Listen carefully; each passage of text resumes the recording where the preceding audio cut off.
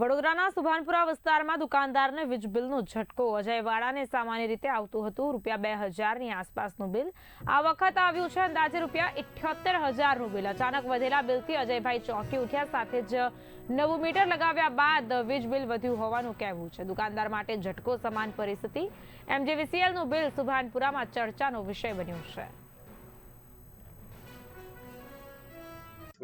અને આજે સવારે મારું જે લાઇટ બિલ આવવાનું હતું તે મેં ગૂગલમાં જનરેટ કરીને જોયું તો એમાં 78000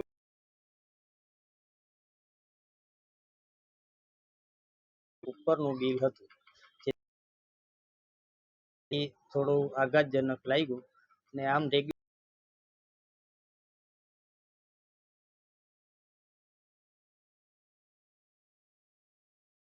1500 રૂપિયા 2 મહિનાનું બિલ આવે છે। હવે આજે આટલું બધું બિલ જોઈ અને થોડું તો ચિંતામાં મુકાઈ ગયો અને સવારના પછી હું જીઈબીની ઓફિસે અલકાપુરીમાં છું અને આજે સવારે મારું જે લાઇટ બિલ આવવાનું હતું તે મેં ગૂગલમાં જનરેટ કરીને જોયું તો એમાં 78000 રૂપિયા ઉપરનું બિલ હતું, જેથી થોડું આઘાતજનક લાગ્યું અને આમ રેગ્યુલર મારું 1200થી 1500 રૂપિયા 2 મહિનાનું બિલ આવે છે।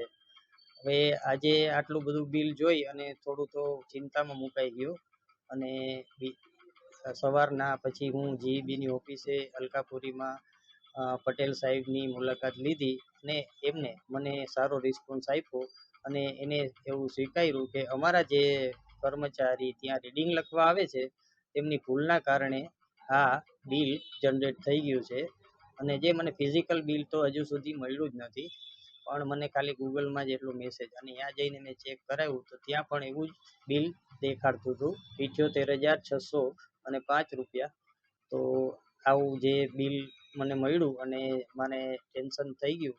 તો હવે વડોદરામાં જે જીઈબીના કર્મચારીઓ છે તેમને મારી ખાસ વિનંતી કે જ્યારે પણ રીડિંગ લખવા આવે તો એ લોકોને વિચારવું જોઈએ કે ભાઈ બિલ આ જે એટલું મોટું બિલ કોઈ જોશે તો એને કેટલી તકલીફ થશે। હવે અત્યારે મોંઘવારીના સમયમાં આટલું બધું અચાનક બિલ આવી જાય તો માણસ ટેન્શનમાં મુકાઈ જાય છે અને બીજો મને એક રિસ્પોન્સ જ્યાંથી જીઈબીમાંથી મળ્યો એ ખૂબ સારો મળ્યો, એટલે હું જીઈબી